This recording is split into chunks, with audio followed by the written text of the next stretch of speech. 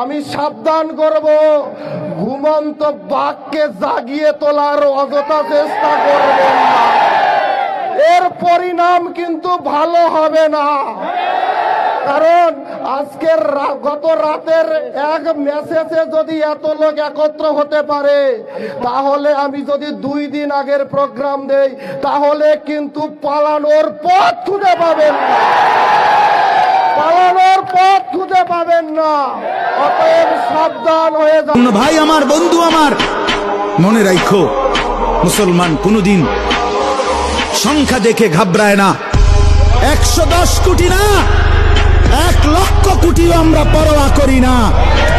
আমাদের আসমানওয়ালা আছে, আমাদের আল্লাহু আকবার, আমাদের আল্লাহ বড়, আল্লাহ বড়, আল্লাহ বড়। বড় যুবক কে বড়? জোরসে বলো।